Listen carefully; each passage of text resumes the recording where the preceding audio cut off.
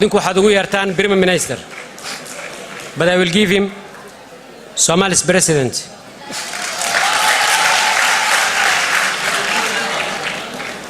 Anigoo ku hadlaya codka jaaliyadda Soomaalida la hayb sooco ee aad magacyada quruxda badan aad u bixiseen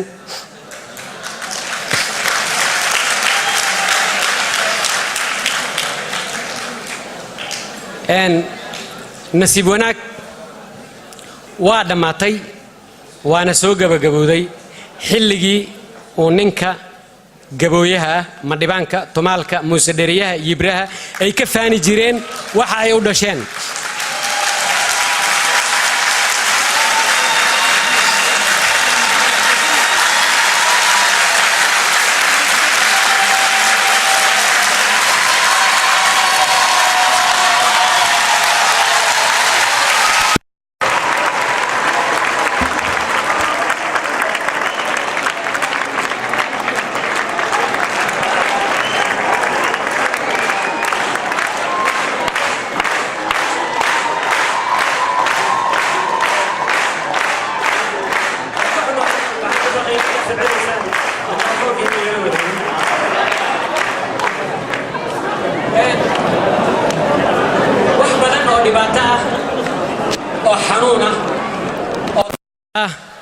oo aad wax yar nala dareenteen kolkaad wadamada Yurub aad timaadeen oo lidinku midabta kooray kalarka ayaa aad iyo aad ii gubayay ilaa yaraantaydii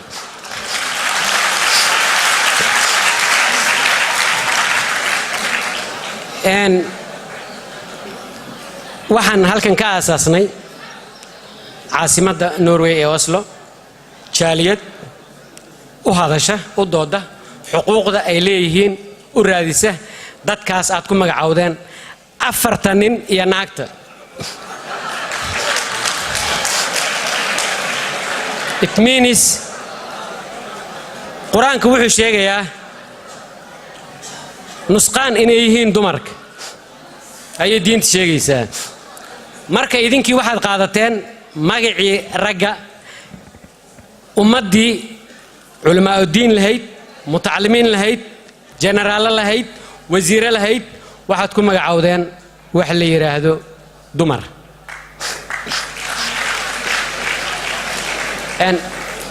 anan hadal ku dheeraanaynin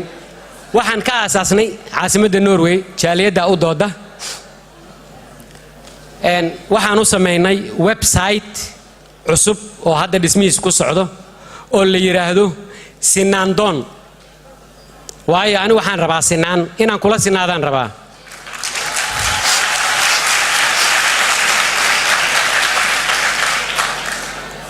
dad badan oo halkan iiga soo horeeyay ka hadlay halkan waxay magacaabeen dhowr goor rajo dhow inay jirto oo xal loo helayo mushkiladda Soomaaliya laakiin aniga waxaan idin leeyahay rajadaas dhow aad beentis ku sheegaysaan aad ayay idinkaga fogtaa qodobada ay ugu fogaatay waxay ka mid tahay xaqa hadii afka laga wada feeraha ka dilaaca waxa hadda feeraha ka socda ee 20 sano socda waa xaqii aad afka ka dabosheen Soomaaliyay hadii la doonayo dawlad saxa daacada cadaalada inay wadan ka dhalato 21 sano rafaadka aanu ku jirnay aanu ka baxno waxa aad sameysaan qodobada aad u mari karaysaan oo sahalka ah oo ay ka mid tahay ilaa laga bilaabo maalinkii Soomaaliya la aasaasay ayaad waxaad u gafayseen qof ka diin badan ka quraan badan ka cilmi badan ka waxbarasho badan yaad waxaad tiri kuma guursanayno nagamana guursanaysid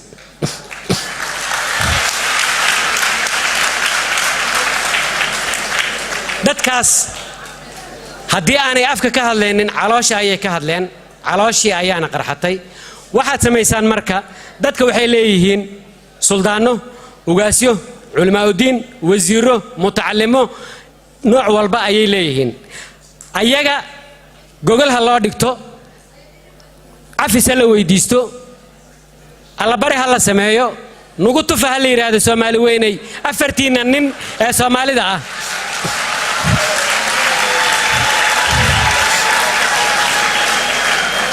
hala weydiisto ilmihii idinka xanuunsada waxaad la aadaan masaajidka waxaad tirahdaan quraan ha la ii saaro macnaha waa hana loogu tufo war Soomaaliya dawladdiina ha loogu tufee bal dadkii ku tufi lahaa gogol u dhigta oo tufma weydiistay cafis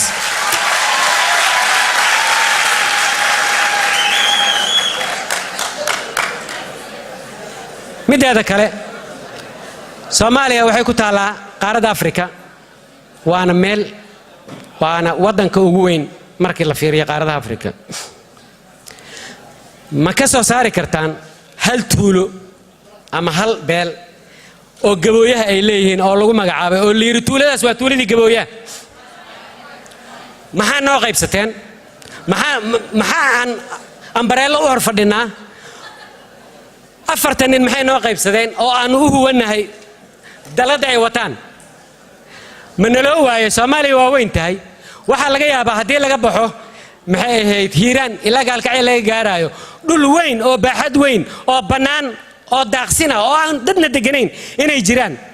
war dawladda Soomaaliya ma weyday ma ku fakari weysa ama dadweynaha Soomaaliya war dadkan gobol hal la siiyo ama degmo hal la siiyo 2 minad ay dhiman waana ku dheeraaday midaada kale ma ku fakarteen maanta oo dhan waxa ku celcelinayseen diyaar ma u tihiin farmaajo ana koow dadka diyaar u ah weli ma magacaawdeen nin gabooye ah diyaar ma u yahay inuu noqdo madaxweyne wadanka Soomaaliya oo xukumo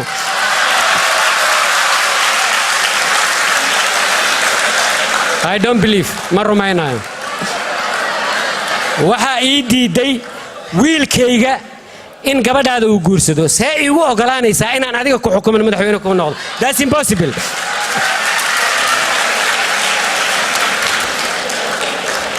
كو ميدا كلا waxay ka hadlaan Soomaalida markay conference saan oo kale isugu yimaadaan ama culimada diintooda ama dadkooda wax garadka ama mutacalimiintooda ama madaxdooda ama aftahanadooda waxay ka hadlaan waxay yiraahdaan war dumarkan aan ka guursano war dumarkii waa guursatay markii aad tahay nin weyn oo qabiil weyn gabadhii ay guursatay wiilkii ay dhashay wuxuu ku abtirsanayaa qabiilkaaga laakiin wiilkan minority-ga ah sababta ay gabadhaadu ugu guurin weysay why macnaha wiilkan wuxuu dhalayaa wiil gabooyo u dhalaya marka gabadhaada ma ogolid inay dhasho wiil gabooyo ah that's no point aad aan uga xumaan ana soo gabagabeynaa hal daqiiqo ay hartay soo maleynayo hadda waxaanu aasaasnay jaaliyad u doodaysa xuquuqda dadka laga tirada badan yahay ee la hayb sooco waxaanan ka furnay caasimadda Oslo diyaar ma u tihiin daacad ma u tihiin inaad la shaqaysaan oo aad ka qayb qaadataan الله ميدو كوجيا وحن أوبهنا هاي مدلم فربدن استوت فربدن أو وحن وحكي قبته مدلم أنا كنا قطان ديار موتين الله ميدو كوجيا دردارك يجوا قدام بيوا جبويه أيا دول كدجين كره جبويه جوجش هلا دقو وحبيان كين يوتيوب يلا هادين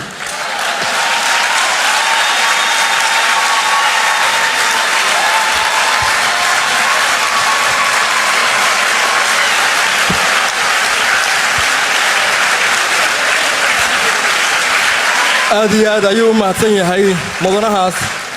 أمين عامر لبعتني كوسنا أيوك هاللي قضية الصومالية ولي هالقضب أو جبويها قصية كما عنو سوقاري يونيفرسال تي في waxay qabatay doodo badan oo dhinac walba abaaraha faqriga dulam kan maxay wax uga qaban weysay ay uga hadli weysay labadaas qodobba waa ka dacwoodaha waxa laga qabto aad baad u mahadsan tahay